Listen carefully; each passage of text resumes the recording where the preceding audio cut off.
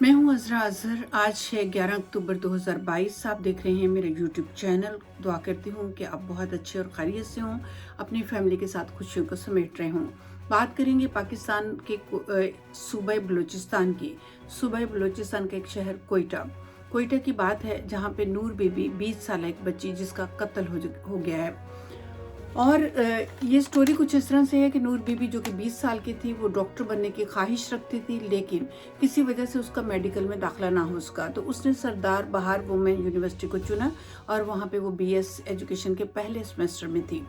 ऐसे में उसके वालिद नूर मोहम्मद, जिसका दिल चाहा कि मैं अपनी बेटी का रिश्ता करूं, चूँकि वो 20 साल की हो गई है और उस इलाके में छोटी छोटी बच्चियों की शादी भी कर दी जाती है। जब नूर बीबी के रिश्ते की बात हो रही थी तो ऐसे में उसने अपने वालिद से ये इल्तिजा की कि मैं मज़ीद पढ़ना चाहती हूँ और अपनी एजुकेशन को कंप्लीट करना चाहती हूँ। बहरहाल वालिद ने रिश्ते को देखा, रिश्ता मिल चुका था। उसके ससुराल से उसके शौहर से इस बात को कहा गया कि आप मेरी बेटी को पढ़ने दें।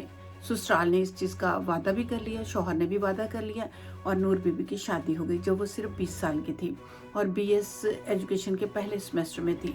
शादी के 3-4 महीने के बाद जब उस बच्ची ने अपनी ख्वाहिश को अपने शौहर के आगे रखा कि मुझे मेरी एजुकेशन कंप्लीट करनी है, मुझे पढ़ने के लिए जाना है, तो यहीं से लड़ाई झगड़े स्टार्ट हो चुके थे।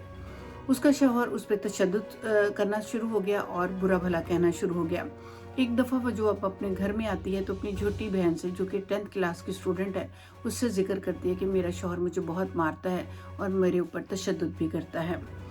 ये बात उसके वालिदैन तक भी पहुंची और वालिद ने जब अपनी बेटी के इस तशद्दुद के बारे में उससे पूछा तो उसने उसमें बताया कि हाँ, मेरा शौहर मेरी एजुकेशन को लेके मेरे पे तशद्दुद करता है।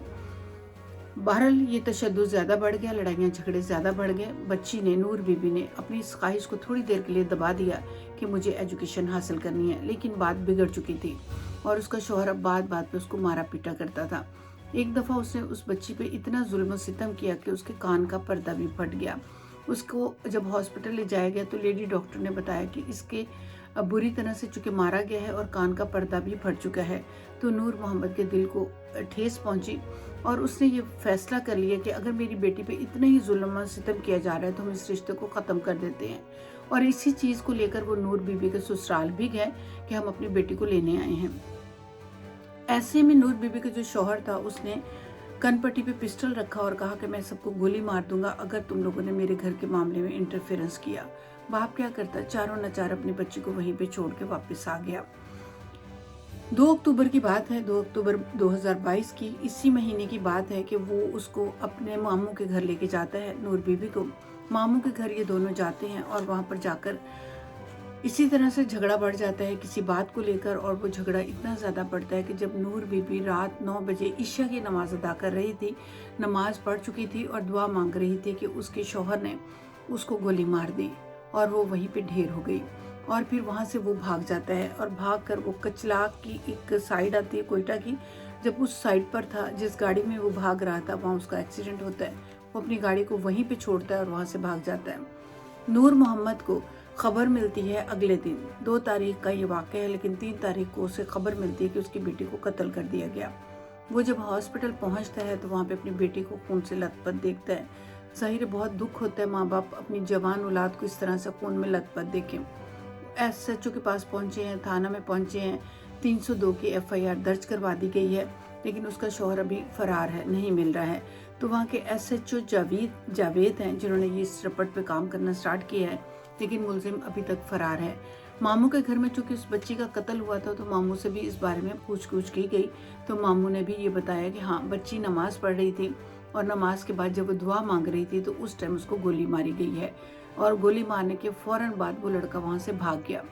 उसके वालिद को ये डर है कि कहीं ये दूसरे मुल्क में फरार ना हो जाए, क्योंकि कोयटा के साथ आपको पता है बाकी बॉर्डर्स भी लगते हैं, तो कहीं वो वहाँ से फरार ना हो जाए। तो उसने थाने में पुलिस से ये रिक्वेस्ट की है कि उसके मुजरिम को जल्द से जल्द उस मुलजिम को पकड़ा जाए और पकड़ के उसको वो सज़ा दी जाए जिसका वो हकदार है और जो कानून सज़ा देता है 302 में।